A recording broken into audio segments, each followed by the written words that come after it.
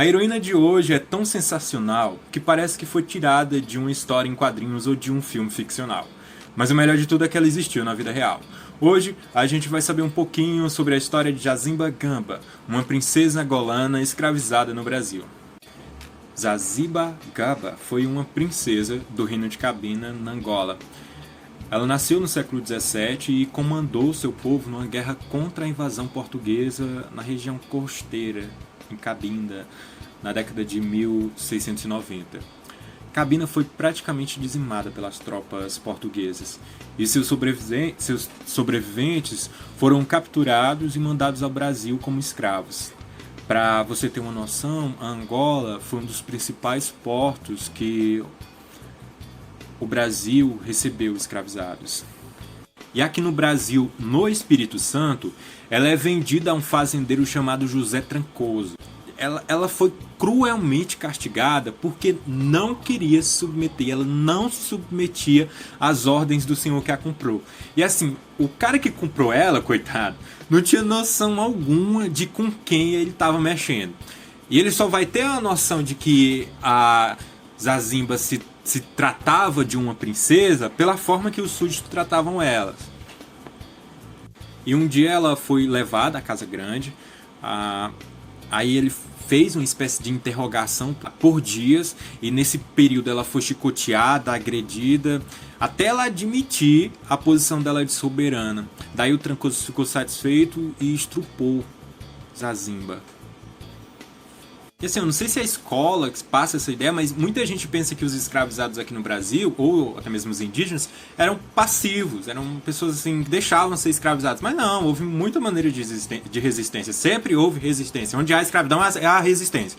E uma forma de resistência é o envenenamento dos senhores e dos capatazes. Então assim, era comum o uso de um veneno proveniente de uma cabeça de cobra que era conhecida como cobra preguiçosa, que possivelmente era a jararaca. E assim, esse veneno ele era mortal, mas para ele ser mortal, ele tinha que ser aplicado em pequenas doses, assim, doses constantes. E o veneno também era conhecido como pó de amassa senhor. E era importante que o veneno fosse dado em várias doses para que ele funcionasse, porque ele não ia funcionar instantaneamente. E os donos de escravizados, como eles também não eram idiotas, eles temiam por esse golpe. Então eles obrigavam os escravizados a provar as comidas. Porque aí quem morre é o escravo. E depois quem ficou vivo vai ser punido por isso. Então, tendo essa consciência, a Zaziba, ela demorou anos para envenenar o José Trancoso, sem matar nenhum de seus irmãos, nenhum dos seus súditos. Então é o que ela vai se dedicar, e com o tempo, aos poucos, ela vai matando o senhor aos poucos, porque assim, aos poucos o veneno da cobra vai debilitando a saúde do indivíduo até ele morrer. E quando ela finalmente consegue matar o Trancoso, Zaziba imediatamente ordena a invasão da Casa Grande pelos escravizados presos nas senzalas.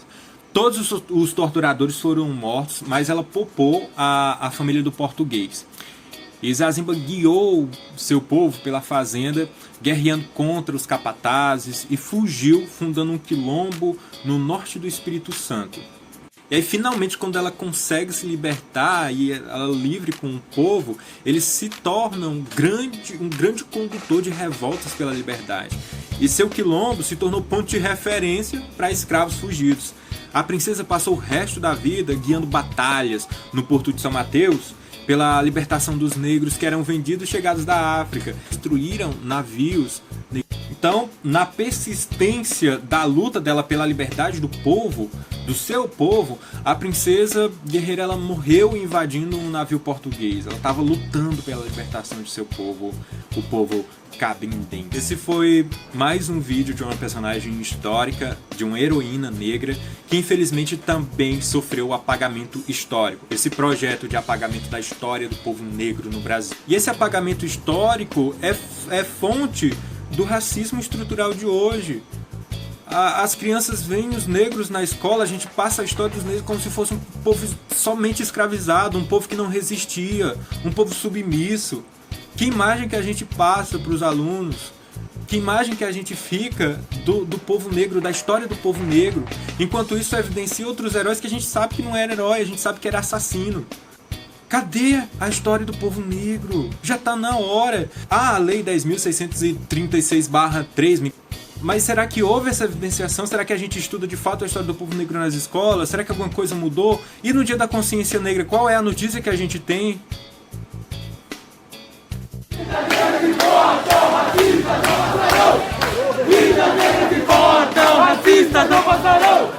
Vidas negras importam, racistas não passarão! Vidas negras importam, racistas não passarão! Vidas negras importam, racistas não passarão! Vidas negras importam!